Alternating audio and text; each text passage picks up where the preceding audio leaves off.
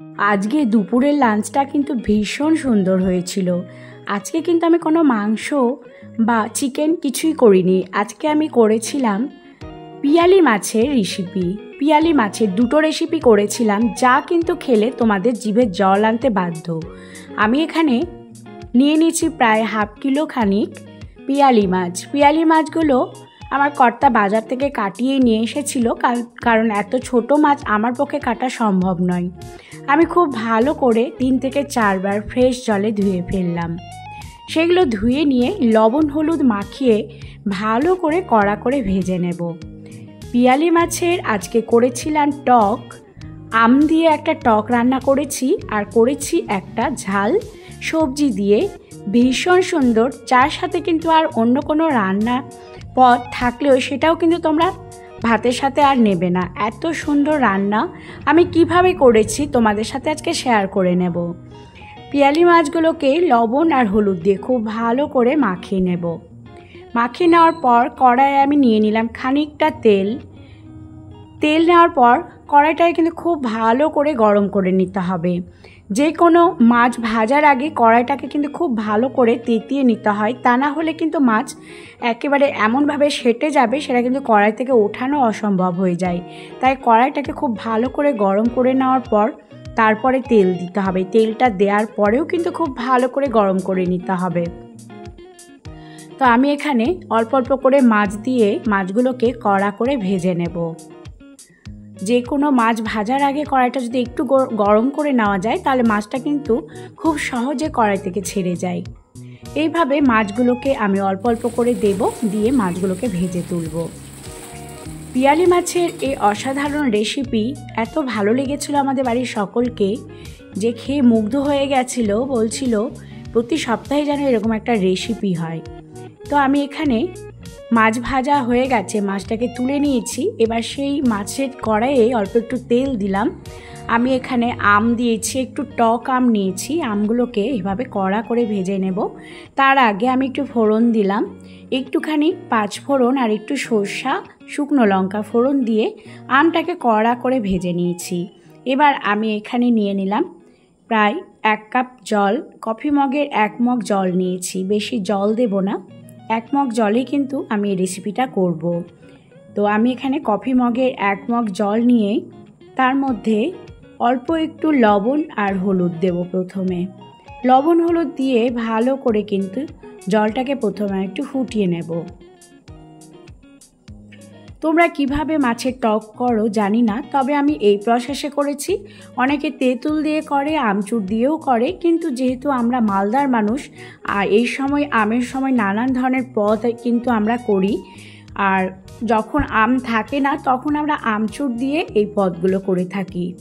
তো যেহেতু এখন কাঁচা আম আছে, তাই আমি কাঁচা আম দিয়ে কিন্তু এই সুন্দর রেসিপিটা বানিয়েছি। দেখো আমার ঝোলটা কমে গেছে, আমগুলো একেবারে সেদ্ধ হয়ে গেছে। আমগুলো আমি খুন্তি দিয়ে কেটে দেখলাম খুব ভালোভাবে সেদ্ধ হয়ে গেছে। এবার আমি মাছটাকে দুটো ভাগ করেছি, একটা অন্য রেসিপি করব। আমি টকটা করব, যতটা টকে মাছ দেব ঠিক ততটা মাছ আমি নিয়ে নিলাম। মাছ আমি ঝোলের মধ্যে ছেড়ে দিয়েছি। এবার একটুখানি ফুটিয়ে নেওয়ার পালা। একটু ফুটে আসলেই আমি তার মধ্যে একটুখানি মশলা দেব। কি মশলা দিচ্ছি সেটা তোমাদের সাথে শেয়ার করে নেব। মাছটা দেওয়ার পর 3 থেকে 4 মিনিট একটু ভালো করে ফুটিয়ে নিতে হবে। তারপরে আমি এখানে নিয়েছি 2 চামচ সর্ষে, 1 চামচ পোস্ত, 3 থেকে 4টে কাঁচা লঙ্কা খুব ভালো করে আমি পেস্ট করে নিয়েছিলাম। সেই পেস্ট করা মশলাটা এবার আমি দিয়ে দিলাম। আর মশলার গায়ে লেগে থাকা মিক্সির গায়ে লেগে থাকা মশলাটা একটু 1 কাপ জল দিয়ে ভালো করে ধুয়ে নিয়েছি। তারপরে কড়াইয়ের মধ্যে দিয়ে দিলাম, আর জল দেব না। এবার খুব ভালো করে ফুটিয়ে নিতে হবে। তো তোমরা চাইলে শুধু সর্ষে দিয়েও করতে পারো। তো আমি এখানে কালো সর্ষে আর একটুখানি পোস্ত দিয়েছি। আর পোস্ত দিলে একটু ঘন হয় ঝোলটা, আর খেতেও কিন্তু বেশ ভালো লাগে। সামান্য একটু পোস্ত, সর্ষের ভাগটাই বেশি দিয়েছি। এইবার খুব ভালো করে ফুটিয়ে নেব। দেখো ঝোলটা কিন্তু আমার একেবারে কমে গেছে। উপর থেকে আরও 4টে লঙ্কা চিড়ে দিয়ে দিলাম। লঙ্কাটা দেওয়ার পর আরও 2-3 মিনিট একটু ফুটিয়ে নেব। লঙ্কা, কাঁচা লঙ্কা পরে দিলে কিন্তু একটা সুন্দর ফ্লেভার বেরোয়, সেই জন্য কাঁচা লঙ্কাটা আমি দিয়ে একটুখানি ফুটিয়ে নিচ্ছি। রান্নাটা আমার হয়ে গেছে, এবার আমি নামিয়ে নেব।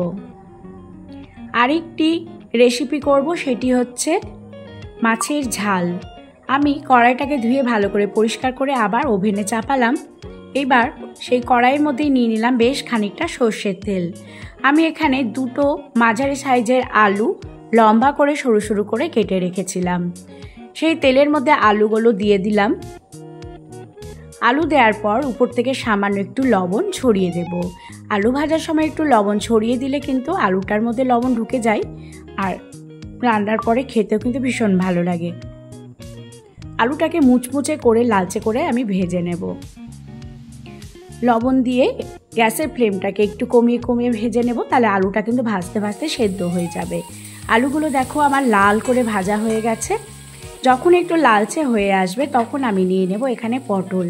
পটলগুলোকে সরু সরু করে এইভাবে আমি কেটে রেখেছি। খোসাটা আমি ছাড়াইনি, খোসাটা একটু বটির পেছন দিক দিয়ে ঘষে ঘষে হালকা করে তুলে নিয়েছি, তাহলে কিন্তু পটলটা ভাজতে ভাজতে সেদ্ধ হয়ে যাবে। খোসাটা ভালো করে না ছাড়িয়ে অল্প একটু খোসা রেখে সেগুলোকে বটির পেছন দিক দিয়ে একটু বা ছুরি দিয়ে আলতো হাতে তুলে নিয়েছি। পটল আর আলুটা খুব ভালো করে আমার ভাজা হয়ে গেছে। এবার এখানে নিয়ে নিলাম মাঝারি সাইজের 2টো পেঁয়াজ কুচো করে। পেঁয়াজগুলোকেও আমি ঠিক লম্বা করেই কেটে নিয়েছি। পেঁয়াজ দিয়েও একটু লালচে করে আমি ভেজে নেব সেই সবজির সাথে। পেঁয়াজ দেওয়ার পর একটু ভাজা ভাজা হয়ে গেলে উপর থেকে কয়েকটি মশলা নিয়ে নেব।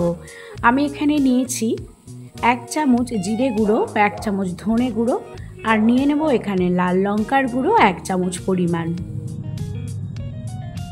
সমস্ত মশলা দিয়ে খুব ভালো করে কিন্তু কষে নিতে হবে। কাঁচা মশলাগুলো দেওয়ার পর ভালো করে কিন্তু এবার সেগুলোকে ভেজে নিতে হবে। তো বন্ধুরা, অনেকে অনেক রকমভাবে মাছের ঝাল করে থাকে। আমি এইভাবে সবজি দিয়ে মাছের ঝাল করেছি, তোমরা একবার বাড়িতে করে দেখবে। এই ঝাল দিয়ে ভাত খেতে এত ভালো লাগে যে এক থালা পুরো ভাতটাই কিন্তু শেষ করে ফেলবে। তো মশলা আমার একটু ভাজা ভাজা হয়েছে, নিয়ে নিলাম খানিকটা আরও সর্ষের তেল। আর এই তেল দিয়ে করব, আমি কিন্তু এতে কোনো জল অ্যাড করব না। এবার উপর থেকে আমি নিয়ে নেব কালারের জন্য সামান্য একটু হলুদ, আর টেস্টের জন্য নিয়ে নেব এখানে লবণ।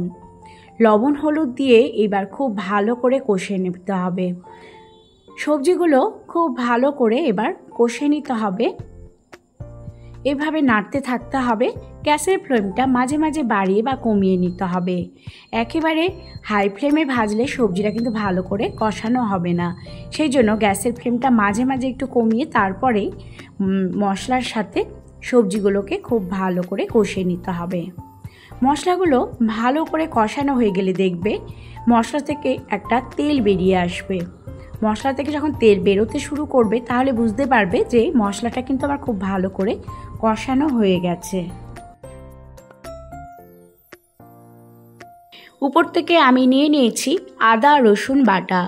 আমি এখানে বড় সাইজের একটা রসুন আর কয়েক টুকরো আদা ভালো করে পেস্ট করে নিয়েছিলাম।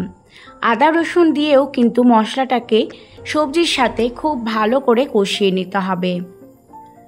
আর এই রান্নাটা যেহেতু আমি মাছের ঝাল করছি, সেই জন্য মশলা দিয়ে খুব ভালো করে কষে কষে রান্না করলে কিন্তু ভীষণ টেস্টি হয়। তো আমি এখানে আদা আর রসুন বাটা দিয়েও খুব ভালো করে কষিয়ে নিচ্ছি। দেখো কষতে কষতেই কিন্তু সবজিগুলো আমার প্রায় সেদ্ধ হয়ে গেছে। আমি এখানে মশলার মিক্সিং গ্রাইন্ডারের মধ্যে একটুখানি মশলা লেগেছিল, সেখানে হাফ কাপ পরিমাণ জল দিলাম। সেই জলটা দিয়ে আবারও একটুখানি কষিয়ে নেব। আর আলাদা করে কোনো আমি জল দেব না এর মধ্যে।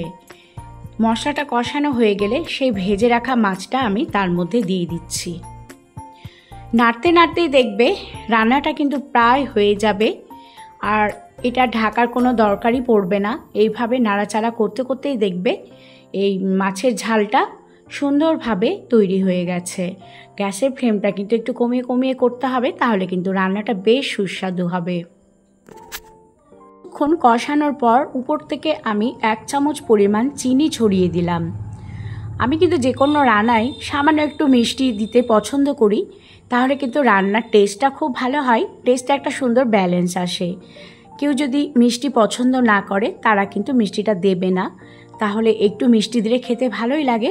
উপর থেকে 1 চামচ আমি মশলা দিলাম, যেই মশলাটা আমার একটা সিক্রেট মশলা, আমি বাড়িতে তৈরি করে রাখি। আমি এরপরে তোমাদের সেই মশলার একদিন কিভাবে করতে হয় দেখাবো। সেই মশলাটা দিয়ে নাড়াচাড়া করে আমি নামিয়ে নিলাম। এইভাবে তৈরি করে নিলাম আমি মাছের টক, আর তৈরি করে নিলাম আমি মাছের ঝাল। এই রেসিপি একবার করে দেখবে, কি অসাধারণ লাগে। এভাবে করে নিতে পারো পিয়ালি মাছের ঝাল আর পিয়ালি মাছের আম দিয়ে টক।